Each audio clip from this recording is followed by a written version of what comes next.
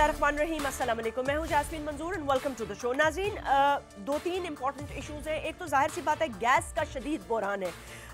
पूरे मुल्क में सर्दी है और उसके अलावा ये बड़ी ज़्यादा एक इशू चलता आ रहा था और प्राइम मिनिस्टर ने इस हवाले से पहले बोर्ड ऑफ गवर्नर्स की सरजनिश की, उनको हटाया, उनसे पूछगछ की। लेकिन मैं ये हैरान हूँ कि सुई गैस के हेड्स जो हैं वो किस तरह गलत रिपोर्ट्स जो हैं वो काबीना के सामने रख रहे थे और ये कहा जा रहा था कि कोई क्राइसिस नहीं है, जबकि पूरे मुल्क में शदीद और बदतरीन क्राइसिस है। और स्पेशली कराची जैसे मेट्रोपॉलिटन सिटी के अंदर, जहां पे हीटर्स तो लोग इस्तेमाल नहीं करते सर्दी के दिनों में, लेकिन खाना पकाने के लिए भी गैस नहीं आ रही। आज सुई सदर्न गैस और नॉर्दर्न गैस के हेड्स को भी उन्होंने कहा है कि प्राइम मिनिस्टर उनको भी हटाने की के लिए कह दिया है, क्योंकि अपनी पोस्ट से, क्योंकि वो काम नहीं कर रहे हैं और उन्होंने मिसलीड किया है गवर्नमेंट को। सवाल ये पैदा होता है कि क्या हुकूमत 5 महीनों में वो तमाम चीज़ें जो इश्यूज उन्होंने टेकअप किए थे उस पर अपनी पेशरफ्त दिखा चुकी है, दिखा सकती है या दिखाई है उन्होंने, या सिर्फ करप्शन के नारे और करप्शन के हवाले से जो उन्होंने अपना एक मौक़िफ़ उठाया था उसी को लेकर चल रहे हैं। क्योंकि देखिए, बहुत सारे केसेस जो है वो सुओ मोटो केसेस हैं। जैसे सबसे बड़ी बात ये कि JIT वाला केस, ये सुओ मोटो केस था। अब इसमें हुकूमत के नुमाइंदों का बयान आना, अपने मौक़िफ़ देना, उन्होंने इसको क्यों हाईजैक किया, इसको क्यों पॉलिटिकल तौर पर इस्तेमाल किया, और फिर उसके बाद सिंध हुकूमत का ये वाज़े तौर पर कहना कि जी उस टाइम पर तहरीक इंसाफ ने कोशिश की कि हुकूमत गिरा दी जाए सिंध की, और राब्ते वापते शुरू कर दिए, जिस पर के चीफ जो जस्टिस है उन्होंने भी बड़ी सरजनिश की और वो भी बहुत नाला हुए। बहरहाल, एक छोटे से वक्फे के बाद बात करते हैं 3 इंपॉर्टेंट गेस्ट से। PMLN के कुछ सीनियर लोगों ने ट्वीट की कि जी NRO मिल गया। किस किस्म का NRO, मतलब है कैसे NRO दे सकती है हुकूमत? क्या उनके पास कोई ऐसी प्रैक्टिकली उनके पास कोई सोल्यूशन है कि जो केसेस कोर्ट्स में और नैब्स के पास हैं, उन लोगों को कैसे किसी किस्म का NRO मिल सकता है? और ये बातें तब शुरू हुई जब चीफ जस्टिस ने कहा कि बिलावल साहब मासूम हैं, और उन्होंने कहा मुराद अली शाह चीफ मिनिस्टर हैं, उनके ओहदे को सामने रखते हुए उनका नाम कम से कम ECL से निकाला जाए। लेकिन ये कहीं भी नहीं कहा कि उनको नैब की इन्वेस्टिगेशन भी उन पर नहीं होगी और JIT से भी उनका नाम निकाला जाए। ये अलबत्ता कहा कि JIT में उनका नाम बिलावल का क्यों डाला गया, लेकिन नैब दोनों को बुला सकती है किसी वक्त भी। बात करते हैं राइट आफ्टर दिस ब्रेक।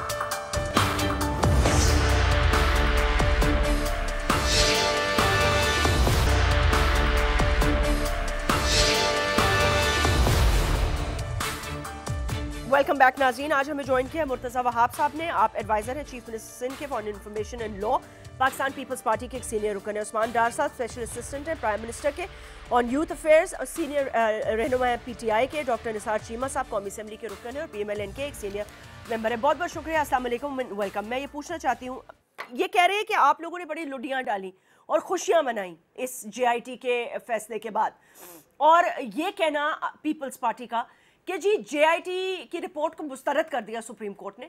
आप खुद इंफॉर्मेशन मिनिस्टर हैं और आप खुद एक बैरिस्टर हैं, बार एट लॉ हैं, तो आप इसको अंडरस्टैंड करते होंगे मुस्तरद कैसे कर दिया है, और मतलब खुशियां क्यों आप मना रहे हैं? वो क्या कर रहे हैं एक अलग बात है, उस पर मैं जरा बात करूंगी कि they have no right to take out something that is supreme courts and take credit for that. लेकिन आप लोग भी उस चीज को इनके ऊपर क्यों ब्लेम करें कि इन्होंने उसके पीछे हैं और इनका नैब के साथ गठजोड़ है? ये कैसे कर सकते हैं on a suo motu case? जजमिन, अब हमारे खुश होने पर भी पाबंदी है? नहीं हो, अल्लाह आपको बहुत खुशियां दे, लेकिन वो कह रहे हैं कि बिला वजह आप लुडियां डाल रहे हैं, जैसे नवाज शरीफ के लोगों ने डाली थी। देखिए, पाकिस्तान पीपल्स पार्टी ये समझती है कि तमाम JIT की जो प्रोसीडिंग्स थी ये एक फार्स था, ये एक मलिशियस एक्सरसाइज थी पाकिस्तान पीपल्स पार्टी की लीडरशिप को मलाइन करने की, और हम इसीलिए कह रहे थे कि बार बार कि हमारी जो टॉप लीडरशिप है उसको गलत तरीके से इम्प्लिकेट किया गया। अब जब मामला सुप्रीम कोर्ट के सामने आया तो सुप्रीम कोर्ट ने 2 चीज़ों पे तो फ़ौरन रिलीफ दे दिया हमें कि चेयरमैन पाकिस्तान पीपल्स पार्टी बिलावल भुट्टो साहब का और चीफ मिनिस्टर सिंध का नाम उन तमाम प्रोसीडिंग से उन्होंने निकाल दिया, और सख्त बरहमी का भी इजहार किया कि जी कैसे इन चीज़ों को किया जा सकता है, चाहे वो चेयरमैन बिलावल के बारे में हो या चीफ मिनिस्टर सिंध के बारे में हो। जो फेडरल गवर्नमेंट थी, या हम खुश क्यों होने चले, मैं आपको ये समझाऊँ। फेडरल गवर्नमेंट के बहुत सारे वुज़रा TV पर आके प्रेस कॉन्फ्रेंसेस में ये कहते थे कि जी आज कोई अरेस्ट होने वाला है, कल कोई अरेस्ट होने वाला है, इतने शवाहिद मिल गए, सुप्रीम कोर्ट इन लोगों को नहीं छोड़ेगी। हम ये कहते थे कि मामला जो है ये इतनी अलिफ लैला की कहानी है कि इट रिक्वायर्स फर्दर इन्वेस्टिगेशन और ये चीज़ प्रूव नहीं हो पाएगी। तो आखिर में सुप्रीम कोर्ट ने कोई ड्रास्टिक फैसला नहीं किया। सुप्रीम कोर्ट ने हमें रिलीफ दी to the extent of our chairman, to the extent of our chief minister, और दूसरों के लिए कहा कि जी अभी भी शवाहिद इतने नहीं है कि वी कैन प्रोसीड फर्दर, आप इसको नैब को भेज दें। नैब उन्होंने ये नहीं कहा कि शवाहिद इतने नहीं है। अच्छा मुझे बताएं, उन्होंने कहा आप ये कह रहे हैं जेआईटी वालों को कि टिप ऑफ द आइसबर्ग है, पूरा आइसबर्ग तो निकालें। जास्मिन 3 डिमांड्स की गई थी। नंबर 1 वो अरेस्ट होने वाले हैं, क्या लीडरशिप अरेस्ट हुई? अच्छा मतलब इनकी तरफ से अल्हम्दुलिल्लाह अरेस्ट नहीं हुई। ठीक है। जीआईटी ने रिक्वेस्ट की सुप्रीम कोर्ट से कि इनके एसेट्स को फ्रीज कर दिया जाए। ठीक है। क्या उसके ऊपर कोई ऑर्डर हुआ? कोई एसेट्स फ्रीज करने के लिए ऑर्डर नहीं दिया गया। ऑर्डर हुआ नहीं, लेकिन उसकी बात हुई ना कि वो जो एक पार्क लेन की प्रॉपर्टी है जिसमें बिलावल साहब के शेयर्स हैं, तो उन्होंने कहा मुंजमद कर लेते हैं। मैं आपको गुजारिश ये कर रहा हूँ कि उन्होंने एक एप्लीकेशन जमा कराई थी जिसके अंदर कोई 40-45 एसेट्स का जिक्र था, वो आप निकलवा सकते हैं। उसके ऊपर सुप्रीम कोर्ट ने कोई ऑर्डर नहीं अभी नहीं, उन्होंने कहा पहले नैब भी फर्दर इन्वेस्टिगेट करे। दैट शोज कि जो चीज थी, जो फाइंडिंग थी, वो कंक्लूसिव नहीं थी। It requires further investigation. ठीक है। हम कभी इन्वेस्टिगेशन से दूर नहीं भागे हैं, हम कहते हैं इन्वेस्टिगेशन करो, फेयरली करो, लेकिन आपको लग रहा है ये उसका फायदा उठा रहे थे। देखें नजर आता है, क्यों नजर आता है कि ऐसा कैसे हो सकता है जास्मिन कि सुप्रीम कोर्ट ने कहा हो कि जीआईटी की प्रोसीडिंग जो है वो कॉन्फिडेंशियल रखी जाएंगी, लेकिन रोज कोई टीवी पे आके वजीर आके कहता कि जी आज इतने के शवाहिद निकल गए, आज ये चीज हो गई, आज फला अरेस्ट होने वाला है, आज ये होने वाला है। तो इस वजह से क्या आप लोगों को लगता है क्या आप लोगों को लगता है कि इस जीआईटी की जो रिपोर्ट थी, प्रोसीडिंग्स थी, जो सुओ मोटो केस था, उसको बिला वजह तरीके इंसाफ की हुकूमत, उसके वुज़रा, आप लोगों ने ना सिर्फ उसको हाईजैक करने की कोशिश की, बल्कि उस पर आप लोगों ने वक्तन फवक्तन बयानात देने की कोशिश की, सिंध में गवर्नर राज तक की बातें की, जिसकी वजह से चीफ जस्टिस ने 31 दिसंबर को सरजनिश की आपकी हुकूमत की और कहा कि अगर कोई सोच रहा है गवर्नर राज का तो उसको 1 सेकंड में उड़ा दिया जाएगा। मुझे यह समझ में नहीं आ रही कि आप लोगों ने इस जीआईटी के हवाले से इतने बड़े बड़े बयानात क्यों दिए। ये अरेस्ट हो रहा है, वो अरेस्ट हो रहा है, उनको होने देते अपने टाइम से। देखें जैस्मिन, जीआईटी को लेके खुद पीपल्स पार्टी वालों ने अपनी बुखलाहट की वजह से ये परसेप्शन क्रिएट की कि वाकई दाल में कुछ काला है। मैं तो अपने भाई वहाब की जो है बातों से, मासूमाना गुफ्तगू से हैरान हूँ जैस्मिन। आप इनको आसफ अली जरदारी साहब की तकारीर सुनाएं जिसमें आसफ अली जरदारी साहब फरमा रहे थे अपने केसेस पे ध्यान दें। सुप्रीम कोर्ट में और अदालतों में 10 लाख केसेस पेंडिंग है, क्यों जरूरत है जीआईटी और इन तमाशे लगाने की। अब जब फैसला इनके हाथ में आया है तो कम से कम मुझे ये जरूर खुशी हो रही है कि ये अदालतों का एहतराम भी कर रहे हैं, अदालतों को सहरा भी रहे हैं, लुटियां भी डाल रहे हैं। ठहर ना वहाब, आप जरा मुझे बोल लेना प्लीज। लुटियां भी डाल रहे हैं, लेकिन एक चीज नहीं ये कर रहे जैस्मिन, जो पीएमएलएन वालों ने की थी, उन्होंने लड्डू बांटे थे। इन्होंने लड्डू नहीं अभी तक बांटे, इसलिए कि ये कॉन्फिडेंट इनफ नहीं है। ये समझते हैं कि नैब में केस चला गया है, 2 माह की टाइमलाइन है, और मैं समझता हूं कि NAB compare to JIT well organised और मनी लॉन्ड्रिंग की एक्सपर्टीज और ये एसेट्स वाले मामलात में उनके पास ज्यादा एक्सपर्टीज हैं। तो अब ये देखना होगा कि इनको तो एक दोबारा मौका मिला है, एक तो ये दोबारा आज़े सरनो से अपने केस को डिफेंड कर सकेंगे, और नैब जो कि एसेट बियॉन्ड मींस का केस बन रहा है उनके ऊपर, अरबों रुपए का मामला है, तो देखते हैं कि नैब के अंदर इनकी प्रोसीडिंग्स कैसे चलती हैं। लेकिन कम अज कम मैं पीपल्स पार्टी वालों को ये कहूंगा कि आप अदलिया का एहतराम करें। अपने जलसों में, स्पीचेस में जजेस को ये एड्रेस करते हैं, 3 साल का टाइम है, आपने चले जाना है, हमने यहाँ रहना है। आपको याद होगा इन्होंने ईंट से ईंट बजाने की भी बात की थी, फिर ये वो ईंटें सर पे रख के दरबदर होते रहे, बल्कि मुल्क से बाहर चले गए, 1.5-2 साल नजर नहीं आए, फिर जैसे भी आए अब पूरी कौम जानती है। उस्मान एक बात बताइए, उस्मान डार साहब इत्तेमाद करें। ठीक है, एक मैं बात से मैं एक सवाल ये पूछ लेना कि ये किन बेसिस पे इनके वुज़रा आके बयानबाजी कर रहे हैं। मैं यही पूछ रही थी डार साहब, मुझे ये बताएं कि मैं आपसे पूछ रही हूँ कि आपके ये कहते हैं कि भाई आपके वुज़रा आके ये क्यों कहते थे कल ये अरेस्ट हो जाएगा, परसों वो अरेस्ट हो जाएगा, ये कौन बताता था आपको? देखिए पहले जैस्मिन, पॉलिटिकल प्रेडिक्शन करना हर पार्टी का हक है। हर शख्स पॉलिटिकल प्रेडिक्शन करता है, ये इसमें ये हनामी है, इसका ये सामने आ गया, इसने ये पकड़े जाए। जहां तक करप्शन की बात है, ठहर जाओ जरा, जहां तक करप्शन की बात है जैस्मिन, आप सिंध के बच्चे से पूछ सकती हैं, आपको थर लाड़काना कराची के गली मोहल्लों के बच्चे तक बताएंगे कि किस पैमाने की लूटमार हुई है सिंध के अंदर, कहां गुर्बत चली गई और इनके मोहल्लात, इनके असासे 2008 से लेके 18 तक आप जरदारी ग्रुप के असासे देखे, ऐसे ऊपर जा रहे हैं ऐसे। मैंने अपनी जिंदगी में बिजनेस में इतनी तेजी से और असासे बढ़ते नहीं देखे किसी भी ग्रुप ऑफ। आपने बैलेंस शीट देखी है जरदारी ग्रुप की? उस्मान साहब आपने बैलेंस शीट देखी है? ओमनी ग्रुप के बड़े कैसे इनके जरदारी ग्रुप की बात करें ना, कैसे नथी कर सकते हैं? इनसे पूछे ना बैलेंस शीट देखी है? कोई ब्रीफ कर देता है, बात कर देते हैं आगे लोग, अपने लीडर जैसे हैं। जो है किस्मत की देवी सब पे मेहरबान हो, सबके एहसास निसार चीमा साहब जैसे सवाल का जवाब नहीं दिया उन्होंने कि इनके वुज़रा ना पॉलिटिकल प्रेडिक्शन हो सकती है। एक्सेप्ट करें ना, प्रेडिक्शन गलत साबित हुई। डॉक्टर चीमा साहब, डॉक्टर निसार चीमा साहब, ये बताइएगा। वसान साहब भी करते हैं आपके। अच्छा चले ठीक है, पॉलिटिकल प्रेडिक्शन जरा खामोश हो जाएं सर, दोनों खामोश हो जाएं। चीमा साहब, नैब के हवाले से और अब इस जेआईटी के हवाले से मैंने कल फिर मैंने ये भी सुना कि आपके कुछ सीनियर रहनुमाओं ने कहा कि जी इनफरादी तौर पर ये हो सकता है। आपने कहा, आपने शक और शुबहात का इजहार किया और ये कहा आपकी पार्टी के कुछ लोगों ने कि पीपल्स पार्टी को रिलीफ मिल गई है, इनको किसी किस्म का एनआरओ मिल गया है। नहीं, मैं गुजारिश करता हूँ जैस्मीन के ये हमारा कतन कोई सरकारी मौक़िफ़ नहीं है। अच्छा। हमने किसी स्टेज पे ये नहीं कहा कि पीपल्स पार्टी को एनआरओ मिल गया, ना पीपल्स पार्टी ने एनआरओ तलब किया है, ना हमने तलब किया था, ना पीपल्स पार्टी ने तलब किया है, ना ये हमारा मौक़िफ़ है। और चीफ जस्टिस ने जो कुछ कहा है बिलावल के बारे में हम उसकी तायद करते हैं। ठीक है, हमारा देखें, हमारा मौक़िफ़ ये है कि जेआईटी की जब रिपोर्ट आई है जी, तो पीपल्स पार्टी के कायदीन के हवाले से तो उसके ऊपर जो पीटीआई के वज़रा ने जिस तरह उछल कूद शुरू कर दी, जिस तरह अपनी रवायत और मिजाज के आन मुताबिक गैर जिम्मेदाराना बयानात शुरू कर दिए, वो कंटेनर स्टाइल बयानात, ठीक है, और फिर गवर्नमेंट को, पीपल्स पार्टी की सिंध गवर्नमेंट को टॉपल करने की बातें, गवर्नर राज की बातें, वो तो चले थे जेआईटी की रिपोर्ट को बुनियाद बना के सिंध फतह करने जा रहे थे। अच्छा। और ये बदकिस्मती से इनका ये जो गैर जिम्मेदाराना तर्ज अमल है, उनको ना मुल्क के मफाद का, कौम के मफाद का उनको पेश नज़र है। ये बहुत ये जैसे होते शॉर्ट साइटेड, बहुत ये कोता नज़र लोग हैं और ना कोई तजुर्बा है, ना विजन है। जिस तरह हमेशा हम कहते हैं, ना पॉलिसी, ना प्लानिंग, ना प्रोग्राम, ना तजुर्बा, ना विजन, ना कोई टीम। ठीक, तो ये मैं समझता हूँ कि जिस तरह चीफ जस्टिस साहब ने बिलावल के बारे में कहा, बिल्कुल सही कहा है। देखिए, उसके ऊपर तो बाज़ इल्ज़ामात उस स्टेज के हैं जब बिलावल की उम्र सिर्फ 1 साल थी। जी बिल्कुल। और ये है कि जिस तरह पीपल्स पार्टी के रहनुमा कहते हैं, हम भी कहते हैं कि हमें ना कोई अकाउंटेबिलिटी से कोई खौफ है, ठीक है, ना अकाउंटेबिलिटी के हम खिलाफ हैं। हम चाहते हैं अकाउंटेबिलिटी हो, लेकिन उसके लिए जो शराइत हैं वो ये है कि अकाउंटेबिलिटी का सिस्टम जो है वो फेयर हो, अक्रॉस दी बोर्ड हो, ट्रांसपेरेंट हो।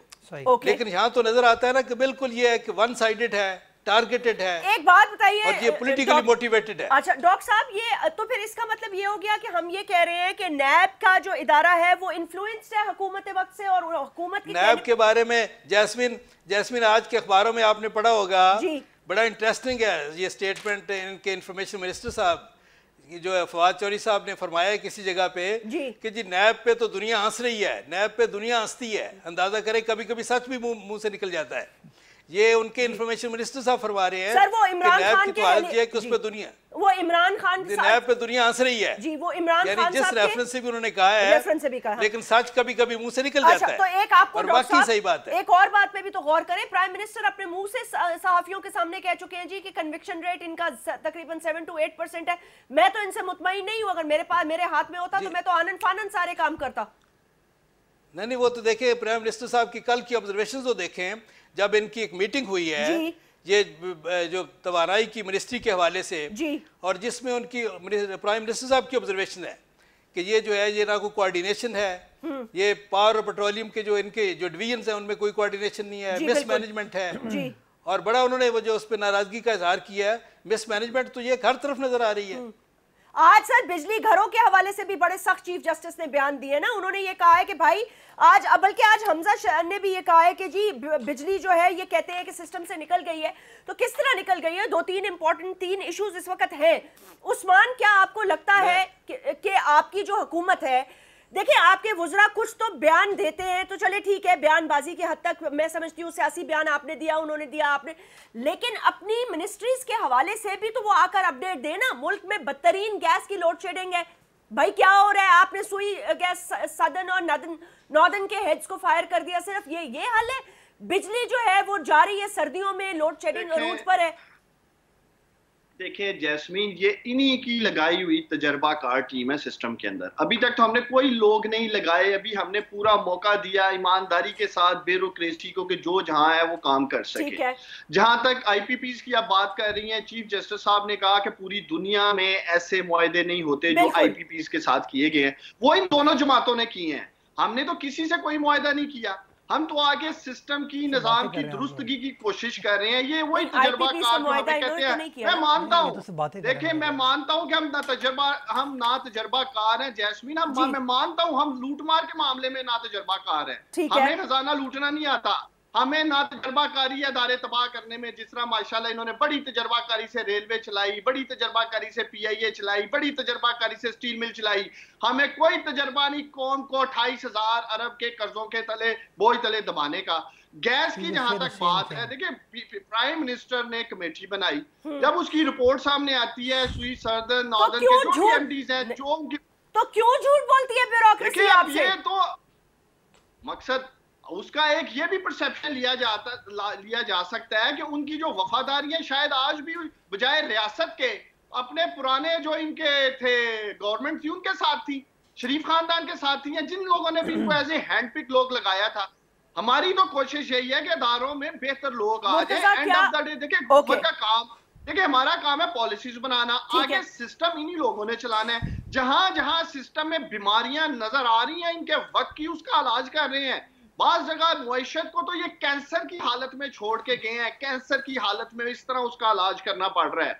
मुर्तजा, ये जो पिछले यही कहे, जाहिर सी बात है वो कह रहे हैं ना तजुर्बाकार भी हैं और फर्स्ट टाइम है उनके लिए, और ब्यूरोक्रेसी भी आप देख रहे हैं, गैस की लोड शेडिंग है, फिर आईपीपीज का है, ईसीसी की मीटिंग है, जो भी मामलात हैं आपके सामने, आप कारकर्दगी को कैसे देख रहे हैं? क्या आपको लगता है कि सिर्फ फोकस करप्शन पे बहुत ज्यादा है और करप्शन के हवाले से बातों पे बहुत ज्यादा है और अपनी वजारतों पे कम है? मैं आपकी बात की तायीद करता हूँ कि इनका फोकस जो एक्चुअल काम है उसके ऊपर नहीं है, सिर्फ बातों के ऊपर है, इल्ज़ाम तराशी के ऊपर है। बिकॉज काम करना आसान काम नहीं होता है, मुश्किल काम होता है, आपको मेहनत करनी पड़ती है, आपको विजन कोई पॉलिसी बनानी पड़ती है। चलें ये कहते हैं कि वो लोग वहाँ बैठे हैं, मैं कहता हूँ उनको भी छोड़ दीजिए, ठीक है।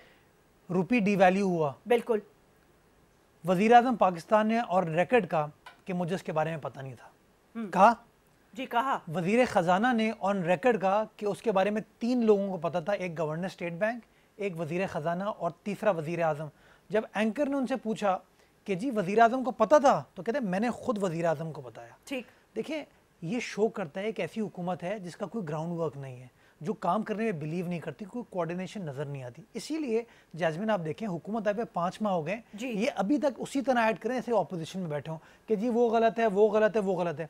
पाकिस्तान की आवाम ने 25 जुलाई को अगर वोट दिया था तो तब्दीली के नाम पे वोट दिया था, एक्सक्यूजेस के नाम पर वोट नहीं दिया था। इन्होंने कहा था, वो सुहाने ख्वाब दिखाए थे पाकिस्तान की आवाम को कि वज़ीर आज़म इमरान खान के बाद हर मसले का हल है। वज़ीर आज़म इमरान खान बनेंगे, $200 अरब पाकिस्तान आ जाएंगे। वज़ीर आज़म पाकिस्तान बनेंगे, आपके बिजली का मसला खत्म हो जाएगा, लोड शेडिंग खत्म हो जाएगी, मईशत बेहतर हो जाएगी, कर्जे खत्म हो जाएंगे, लूटी हुई दौलत। कुछ नहीं हुआ। देखिए गैस बड़ी बुनियादी चीज़ है ना, आपको चीज़ों को मैनेज करना होता है। अगर हुकूमत ने अपना पेपर वर्क किया हुआ होता, ग्राउंड वर्क किया होता, तो शायद वो लोड शेडिंग के लिए अपने आप को प्रिपेयर कर पाते। 5 माह इज अ लॉन्ग पीरियड, उनको पता होना चाहिए था ये क्या सिचुएशन। अब मैं आपको गुजारिश करता हूँ, इनके यहाँ जब लास्ट टाइम कराची में लोड शेडिंग की, सिंध में लोड शेडिंग की, तो इनके वजीर ने आके कहा नहीं जी ये तो शॉर्टफॉल इसलिए हो गया था, ये वो वजूहत करने की कोशिश की। जब सारा सिंध खड़ा हो गया, प्रोटेस्ट किया गया, चीफ मिनिस्टर हाउस में मीटिंग हुई हमारी उस वजीर के साथ, और हमने प्रोटेस्ट करते हुए कहा कि यू मेक श्योर कि मसला रिजॉल्व होता है। मामला रिजॉल्व हुआ। दैट मीन्स सिंध की गैस को डाइवर्ट करके कहीं और लेके जा रहे थे। तो गैस का मुर्तजा सिंध में मसला अभी भी हल नहीं हुआ। That is what I am saying. हर वक्त लोड शेडिंग हो रही है, लोग खाना नहीं पका पा रहे। आपको शायद जैस्मिन याद होगा, चूंकि ये फोटो कल्चर में बिलीव करते हैं, इन्होंने मसनूई तौर पे उस मसले को हल किया था, और गवर्नर सिंध माशाल्लाह वो सीएनजी स्टेशन खोलने के लिए खुद तशरीफ लेके गए थे। और कल मैं ये खबर सुन रही थी कि 9 बजे सीएनजी स्टेशन बंद हो जाएंगे क्योंकि गैस नहीं है। तो ये जिम्मेदारी जो है ना नवाज शरीफ की है, ना शाहिद हसन अब्बासी की है, ना आसिफ जरदारी की है। Imran Khan is the prime minister. आप लोगों की जिम्मेदारी है। अब ये जिम्मेदारी इनकी भी नहीं है, उनकी भी नहीं है। ठीक है सर, एक छोटी सी ब्रेक ले लें, उसके बाद आप जवाब दीजिएगा।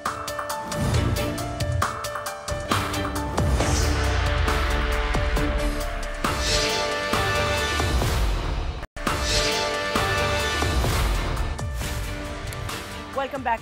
जी निसार चीमा साहब, आप उसका कुछ जवाब देना चाह रहे थे सर।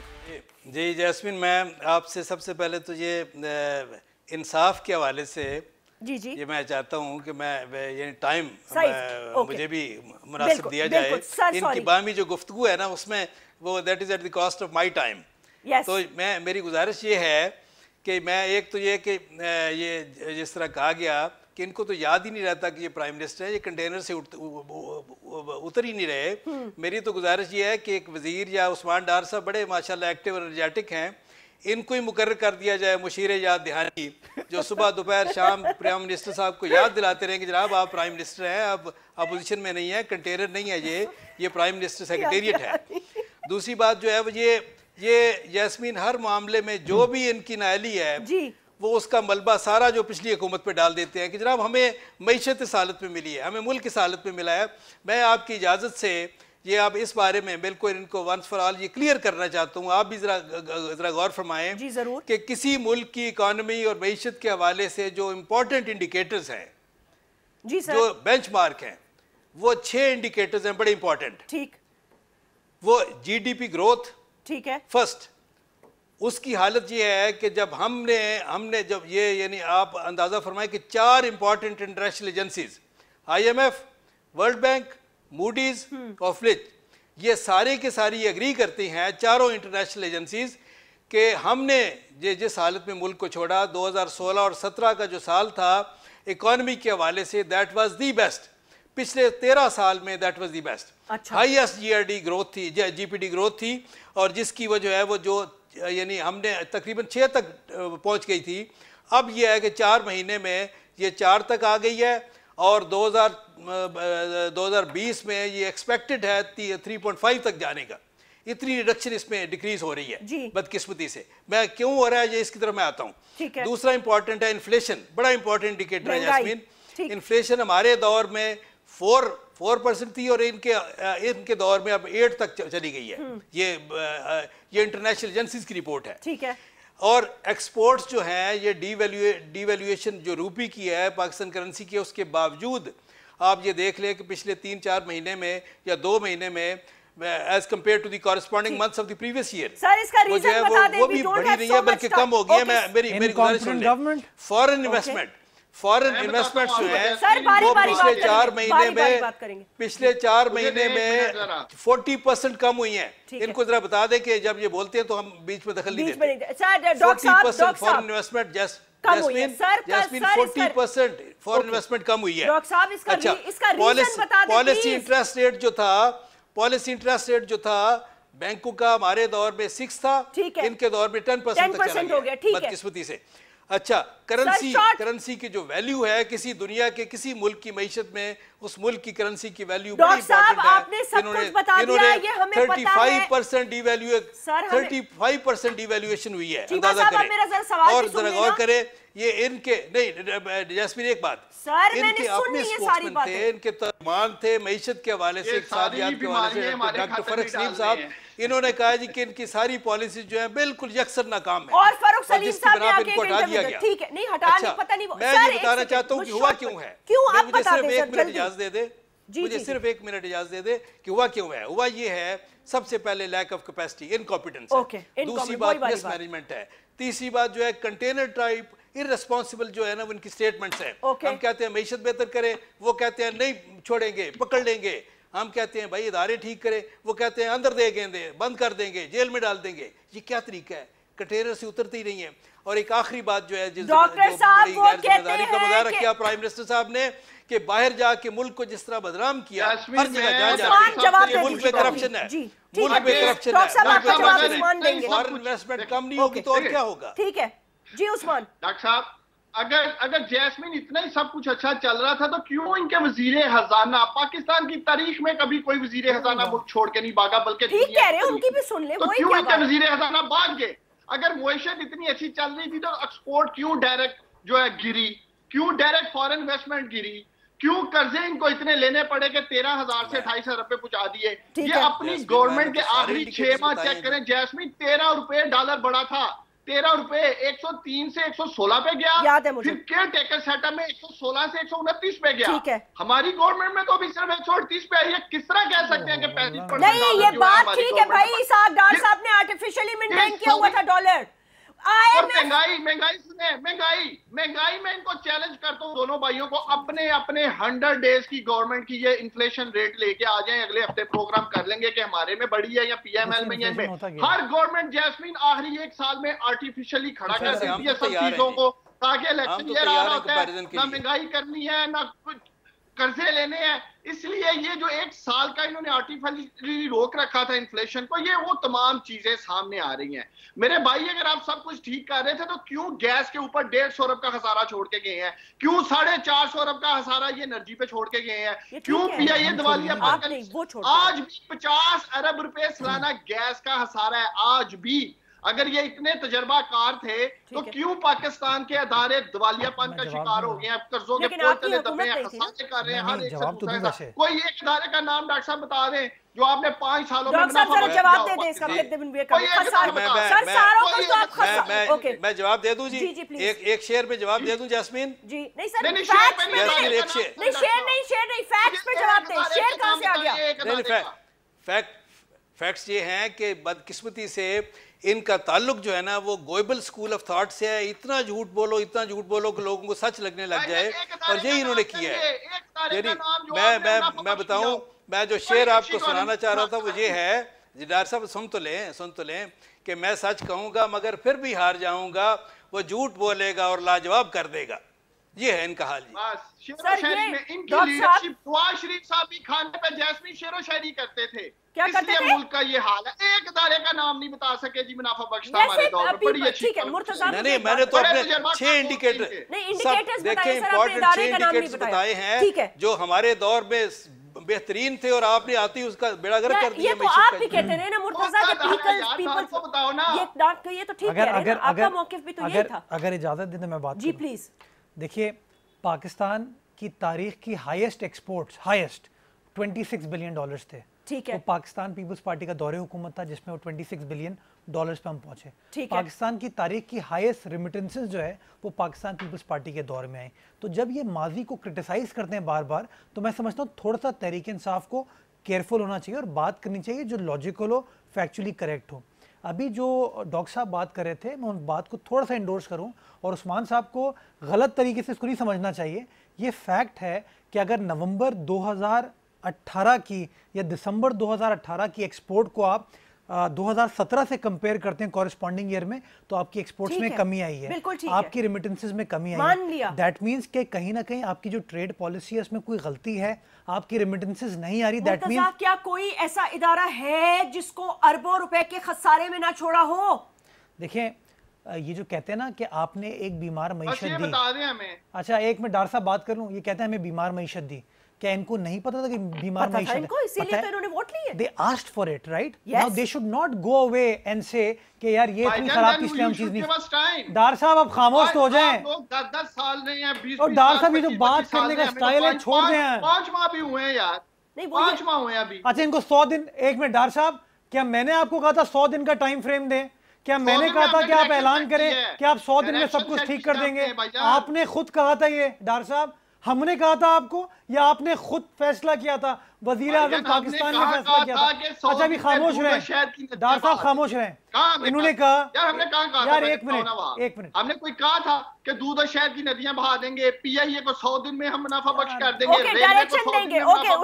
ठीक है, मेरी बात सुनिए। ओके रुक जाइए।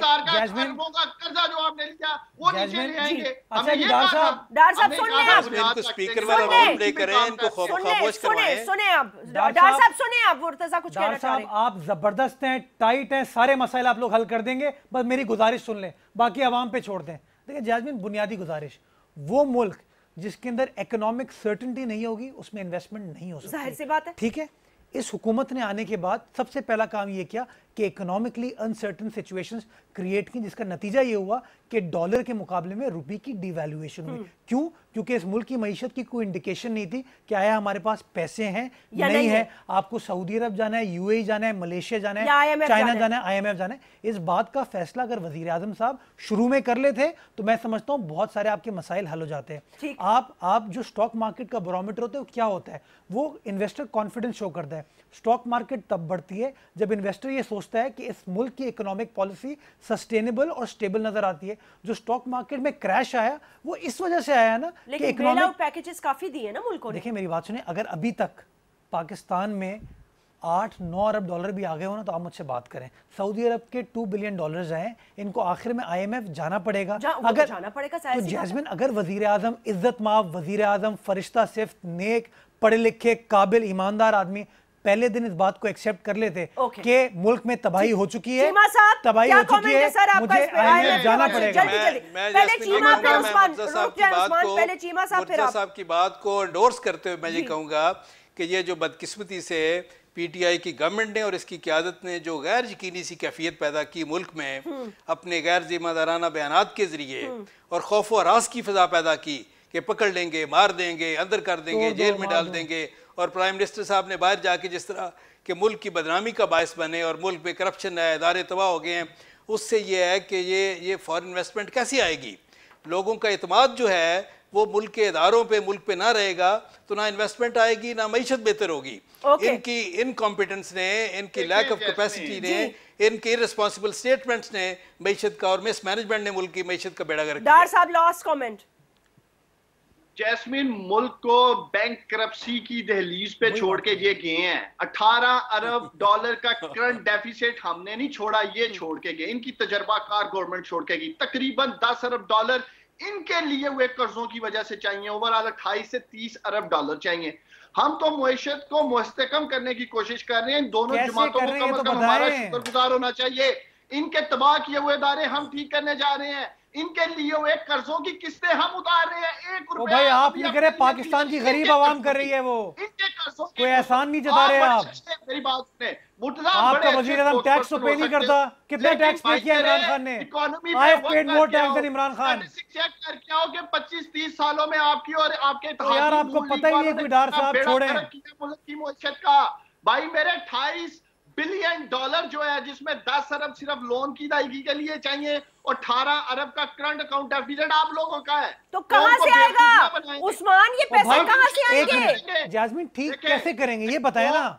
ये कहना कि मुल्क में तबाही है, हमें पता है बुरा हाल है। क्या तो रहे हैं, कर रहे हैं, कैसे कर रहे हैं ये बताइए ना। What is the agenda? कहां है असद उमर? रोज टीवी में बैठे होते थे, बड़ी बड़ी बातें करते थे। कहां है इमरान खान? आए सड़कों पे आके फेस करें आवाम को कि जिनको बड़ी बड़ी बातें की थी, उन्होंने कहा था सारे मसाइल में हल कर दूंगा। गैस की लोड शेडिंग यहाँ है, बिजली की लोड शेडिंग यहाँ है, यहाँ पे बेरोजगार आवाम है, गरीब आदमी का घर तोड़ देते हैं। वजीर आजम का घर आज भी खड़ा हुआ है, तोड़े उसके घर को। ओके। चार चीजों पे काम कर रहे हैं। इंशाल्लाह ताला उसकी अगले 1 साल में परफॉर्मेंस आ जाएगी। एक्सपोर्ट बढ़ाएंगे थ्रू SMEs इंडस्ट्री को स्ट्रेंथन करके। उनके लिए बकायदा एक प्रोग्राम लेके आ रहे हैं। इंशाल्लाह ताला ठीक है। होती क्या है? बात तो सुन लो यार, बात तो सुन लो यार। उसके बाद जो फॉरेन ये रिमिटेंस की बात कर रहे हैं, इंशाल्लाह ताला वो भी बढ़ाएंगे हम उसके ऊपर बकायदा रिफॉर्म्स भी लेके आ रहे हैं। पूरा प्रोग्राम तैयार हो रहा है, अगले साल तक उसके भी असरात आ जाएंगे।